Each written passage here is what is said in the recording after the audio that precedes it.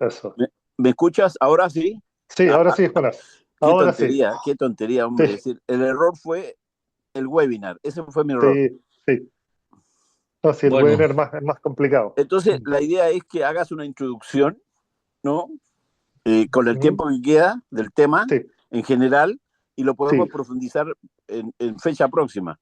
Sí, perfecto, porque mira, en realidad tenía preparado como para una hora y preguntas, y si voy a apurarlo un poquitito, puedo hacer una primera introducción al asunto y después lo Bien, profundizamos, ningún problema, bien. ningún problema. profesor Aná, Eh, usted preséntalo al Sí, doctor Rodrigo Martín. sí, bueno, Rodrigo oh, Martín es un arquitecto con unos 30 años de experiencia profesional.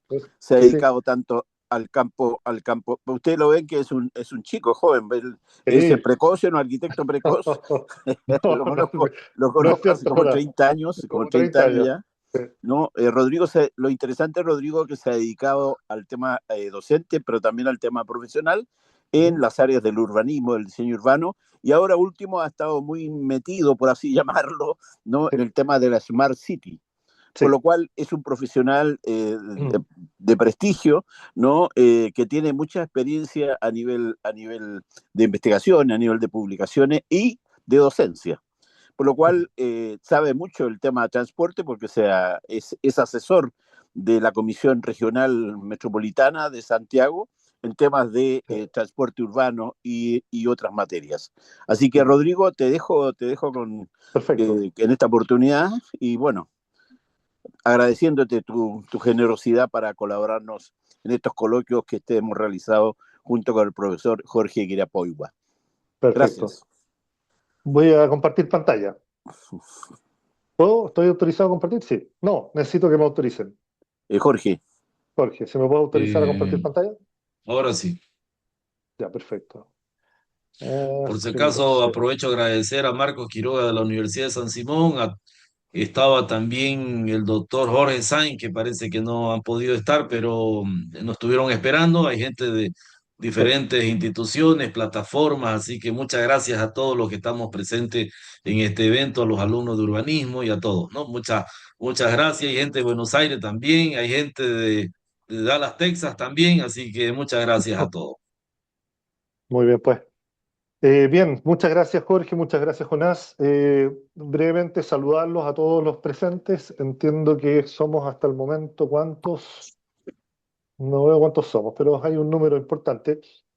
Tal como me presentó Jonás, mi nombre es Rodrigo Martín, soy arquitecto. Yo además desarrollé un postítulo en ingeniería, o sea, un magíster en ingeniería.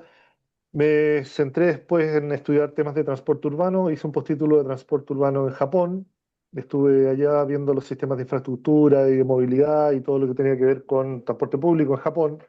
Luego de eso estoy haciendo en estos momentos, terminando el doctorado en Nueva Zelanda sobre temas de Smart City y mi campo profesional ha sido, como decía bien Jonás, los docencia, hace 30 años que trabajamos juntos en la Universidad de Santiago y me he dedicado, como también bien decía Jonás, a temas de transporte. He sido asesor del ministro de Transporte, he estado asesor del gobierno regional y de la Dirección de Transporte Público Metropolitano para temas de transporte público en general y planificación urbana.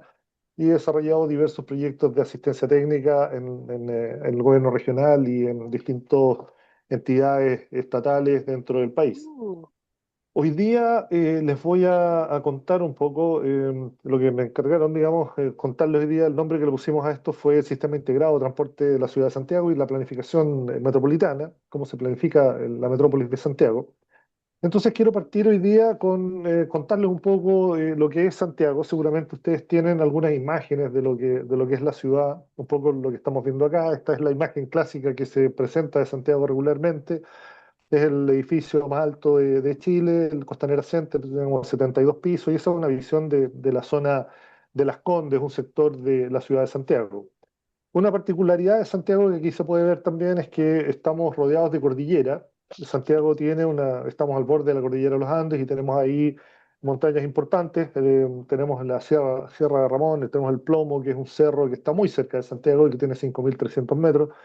Entonces tenemos una geografía bastante particular. Santiago está en un valle, ¿verdad? Pero tenemos esta montaña que nos rodea permanentemente, que nos da ese marco que en estos días hace poco llovió y tenemos nieve, así que se está empezando a ver tal como lo vemos en la foto. Bien, pero vamos a algunos datos. Como no todos probablemente conocen en detalle lo que es Santiago, quiero partir contándoles un poco de la ciudad. Esta es la foto de Google Earth de Santiago, y aquí podemos ver la estructura principal de la ciudad. Como les planteaba, aquí tenemos el norte hacia arriba, ¿verdad? Hacia el lado derecho está la cordillera. Lo primero que vemos es la Sierra de Ramón, y detrás de eso ya parte propiamente tal la cordillera. Y este anillo, que es el anillo Vespucio, que es el anillo de circunvalación de la ciudad, que tiene, para que tengan una idea, aproximadamente en el ancho unos 17 kilómetros y en el alto, que es un poquito más alto, tiene 22 kilómetros aproximadamente de dimensión. Ese es el perímetro del área central de Santiago, y luego eso tenemos todo el crecimiento urbano de la periferia hacia el borde de la cordillera y especialmente hacia el lado sur, donde avanza hacia las zonas agrícolas. Este es un poco el perfil general que tiene la ciudad, ¿verdad? Lo que vamos a ver. eh, y algunos datos de la ciudad, ¿verdad? Estuvimos haciendo un estudio recientemente. Podemos decir que es una ciudad de 7,4 millones de habitantes, ¿verdad? Dentro del área de la región metropolitana, pero si vemos la mancha urbana propiamente tal, la mancha de ciudad, digamos, no necesariamente el límite administrativo, sino más bien lo que uno ve a nivel aéreo, digamos, la mancha de ciudad propiamente tal son 6,9 millones de habitantes. La región metropolitana tiene 15.395 kilómetros cuadrados, pero la mancha urbana también son 929 kilómetros cuadrados de ciudad. Nuestra densidad promedio en la región son 480 habitantes por hectárea, pero si vamos a la mancha urbana, la zona más densa de ciudad propiamente tal, 7.459 habitantes por kilómetro cuadrado. El PIB, ¿verdad? 29.000, los 29.000, digamos, el PIB per cápita. Y un detalle, tenemos una partición modal, nuestra distribución de viajes, que voy a profundizar un poco dentro de eso, ¿verdad? Que está dividida en ciertos tercios, que lo voy a explicar a continuación, ¿verdad? Para que entendamos cómo es el comportamiento de la ciudad y cómo funciona. Y por último, áreas verdes, tenemos 4,5 metros cuadrados por persona distribuidos de una manera muy irregular en la ciudad, porque no es parejo para nada, y ahí les voy a explicar las polarizaciones y las divisiones que tiene esta ciudad.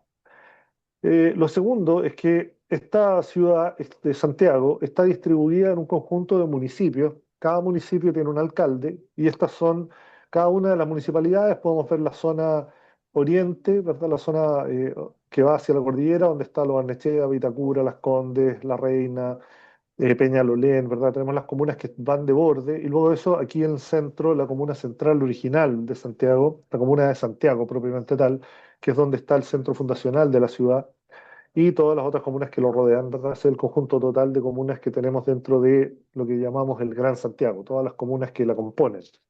Y cuando me refería a la mancha de Santiago, me refería a la zona donde uno puede reconocer edificación, ¿verdad? Hay unos vacíos en algunos lugares, pero la mancha de Santiago es no el límite administrativo, sino más bien el límite de lo construido dentro de la ciudad.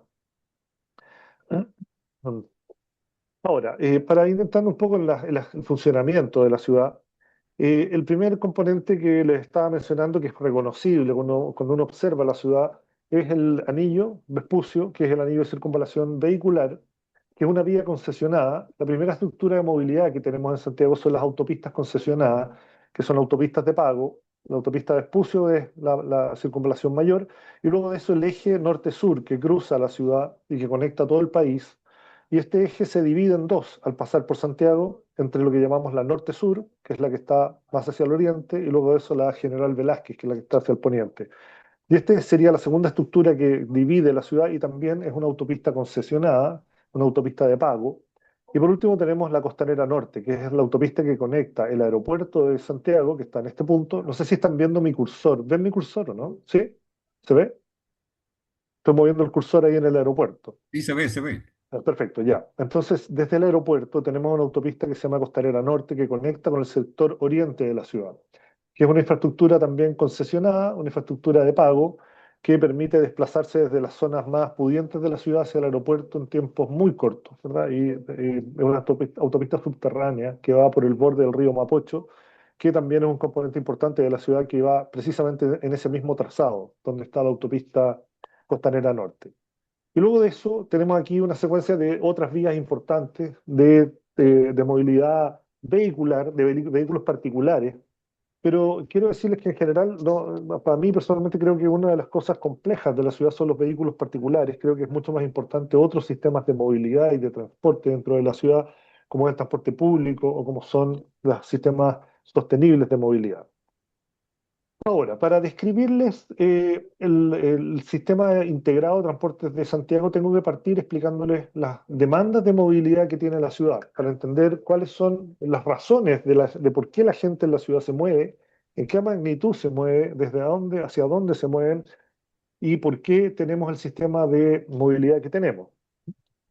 En la encuesta Origen y Destino, desarrollada por la SECTRA, que es una entidad asociada al Ministerio de Transportes en la en el país de Chile y en la ciudad de Santiago, tenemos en la última encuesta que se hizo ya hace bastante tiempo, que es una encuesta que nos habla de una cantidad de viajes al día en Santiago de 18 millones. 18 millones de viajes se producen cada día en la ciudad de Santiago.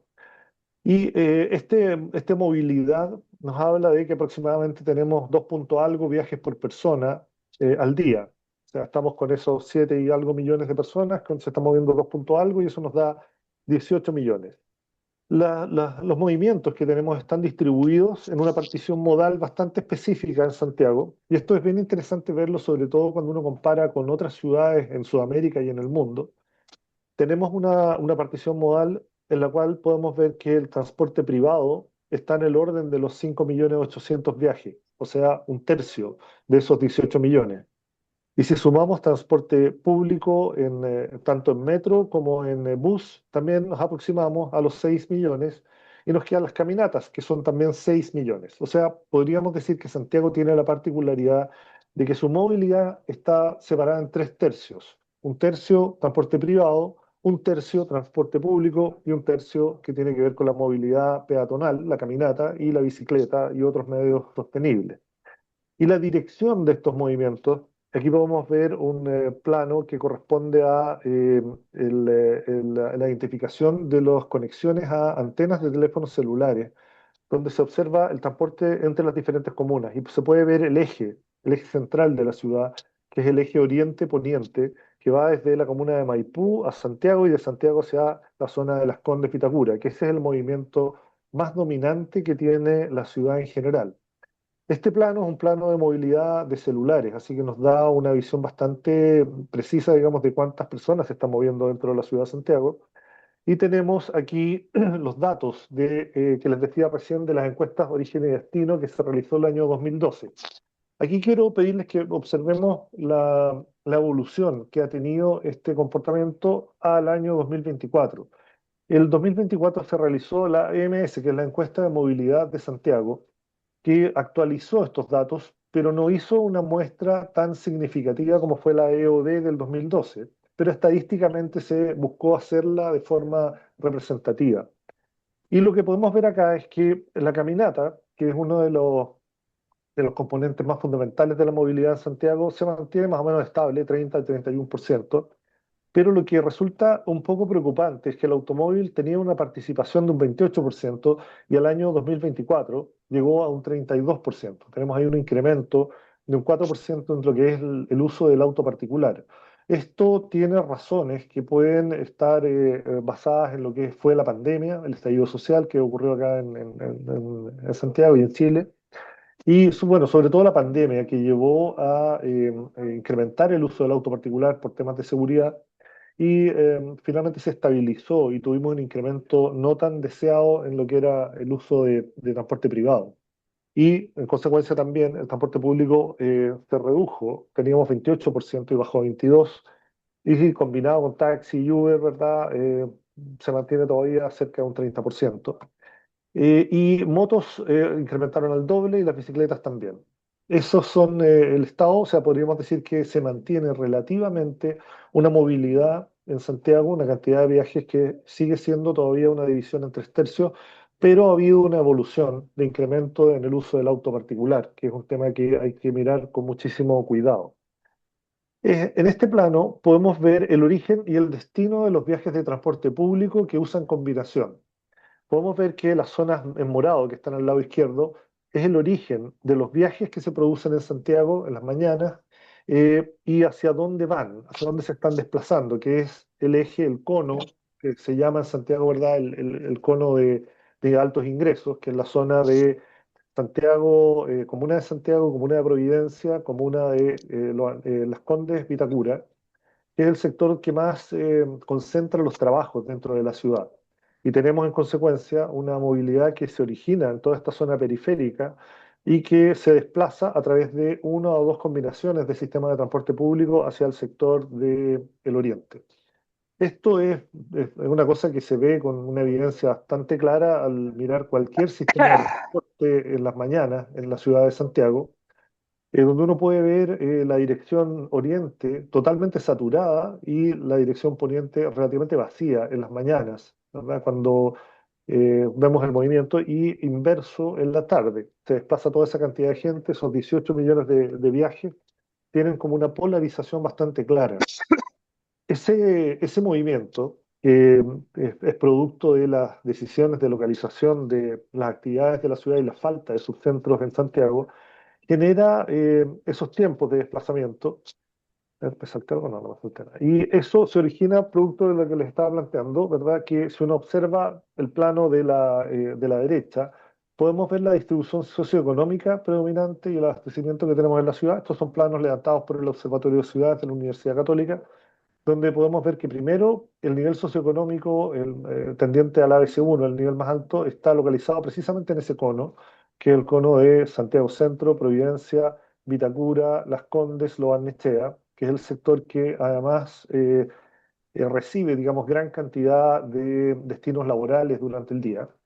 Y además de eso, lo que resulta contradictorio es que tenemos las densidades de la ciudad distribuidas al revés.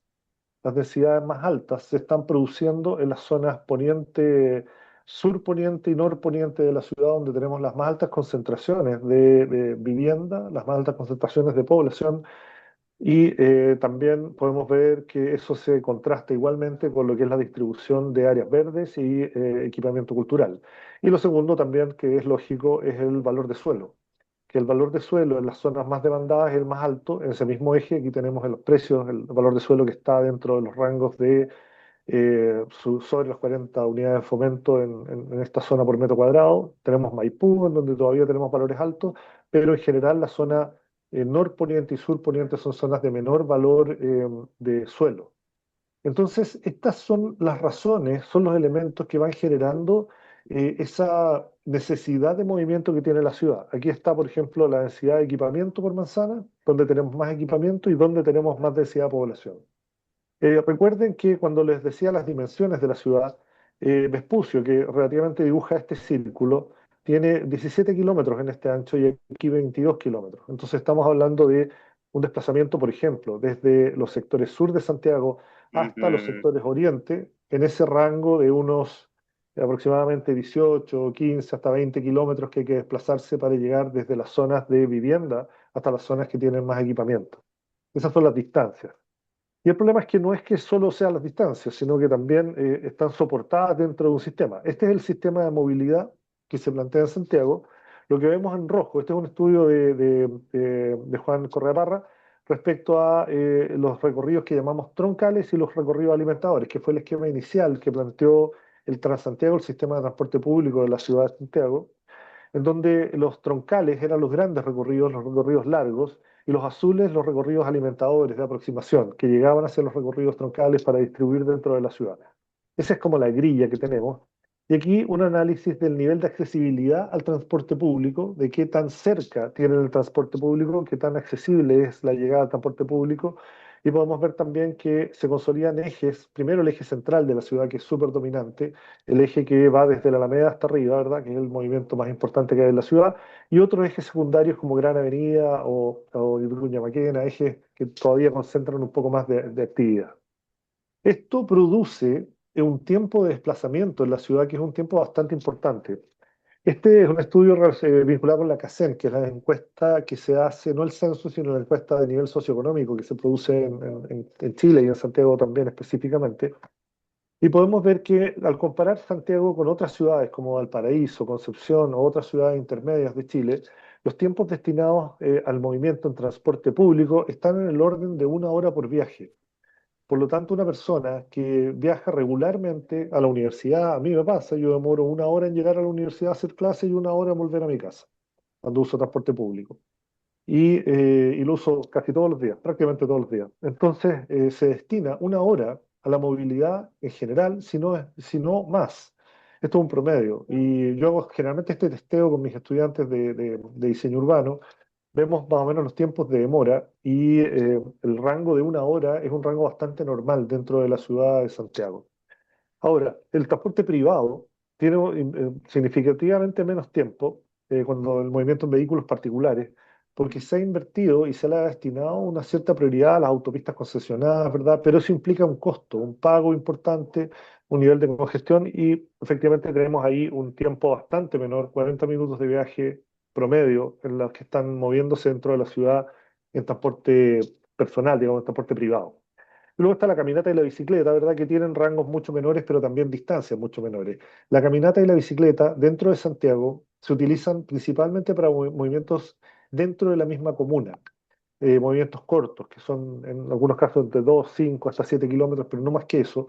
Y los movimientos largos, los que tienen que moverse 15 o 20 kilómetros, son regularmente transporte público y transporte particular en vehículos. Y esos son los tiempos que están asociados a ese tema.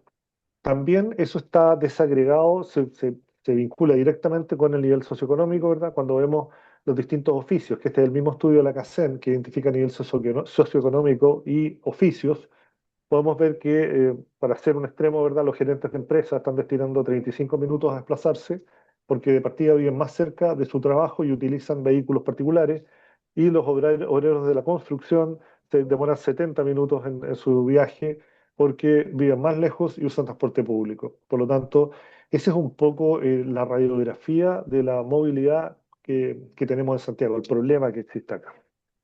Bien, una vez situado eso, quiero entrar ahora en la respuesta que tiene la ciudad en cuanto a nuestros sistemas de movimiento. Eh, Nosotros teníamos antes del 2007 un sistema que era el sistema de las micros amarillas, ¿verdad? Que eran las micros independientes, de cobro en dinero, en donde se pagaba con monedas al chofer y había una oferta y demanda donde había competencia entre los diferentes buses. Y el 2007 parte lo que es el sistema de Transantiago, el sistema de transporte público coordinado, que diría que una de las cosas importantes que tiene es que integra todo lo que es el transporte de superficie, o sea, los buses, con el metro, el transporte subterráneo, con el metro tren, que es un tren de proximidad que parte, que nos lleva hacia la periferia de Santiago, y lo hace todo a través de probablemente el dato más importante del sistema de transporte, que es la tarjeta VIP. La tarjeta VIP es una tarjeta de pago, de prepago, para pagar el transporte, que sirve para todos los distintos medios y que además combina los pagos y permite pagos compartidos entre los diferentes sistemas de transporte. Ahora estamos también con el sistema QR telefónico, donde uno puede pagar depositando en el teléfono y eso les permite además tener un descuento con un número específico de viaje. Entonces, tenemos estas 32 comunas, ¿verdad?, que están en esos 800 kilómetros cuadrados, que es lo que se llama la provincia de Santiago, y el sistema de transporte cubre 750 kilómetros cuadrados más o menos, ¿verdad? Y está sirviendo aproximadamente a 7 millones de habitantes directamente, prácticamente toda la población de la región metropolitana. Este es el trazado de los recorridos de Transantiago. Como decía, partió con una lógica de alimentadores y troncales. El mapa es imposible entenderlo, ¿verdad? El mapa era una locura. Se partió haciendo este mapa y distribuyéndolo y era imposible que alguien encontrara aquí sus caminos. Esto fue reemplazado rápidamente por gráficas diferentes y por sistemas digitales de consulta para entender los recorridos que teníamos en Santiago. Y aquí el recuerdo, ¿verdad? Lo que teníamos originalmente, estas son las micros más antiguas y estas eran las micros amarillas que teníamos en Santiago, las famosas micros independientes. Y pasamos a este estándar de buses.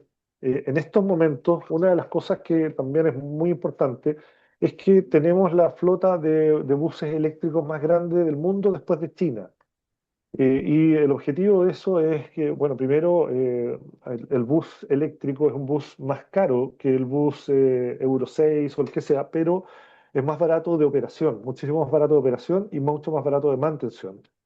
Son buses que consumen, son más eficientes en el uso de la energía, son mucho más eficientes en su mantención y además tienen componentes significativos de reducción de ruido dentro de la ciudad. O sea, son buses que han generado una flota que nos tiene bastante conformes, de una muy buena calidad de buses.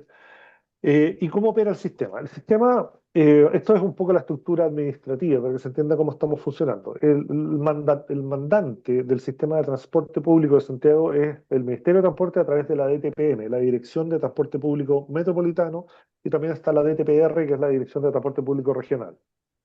Luego de eso, se concesionan a distintas empresas, hay 15 empresas, está Subuf, Bule, todas las que están acá nombradas, que son concesionarios privados, que ellos participan en una licitación y presentan presentan en el... Uy, se nos va a caer el Zoom, Jorge. Estoy, me parece, sí, parece que se nos pagaban. Voy a tratar de poner un poco una parte y por último, si dejamos algo pendiente, lo continuamos después. Pero la parte más importante era después del sistema de transporte. Bueno, este es el sistema, ¿verdad? Los buses concesionados y luego eso tenemos metro y ferrocarriles del Estado que hacen los trenes de aproximación. Ese es el sistema completo. Este sistema está completamente integrado a través de la tarjeta VIP y empresas que manejan las finanzas y todo lo que es la programación de flota. Datos, solo para tener algunos datos, del año 25, el año pasado, el informe que sacó la ETPM, 5,6 millones de usuarios que estaban funcionando usando esto, 958 millones de viajes al año, eso es al año, ¿verdad?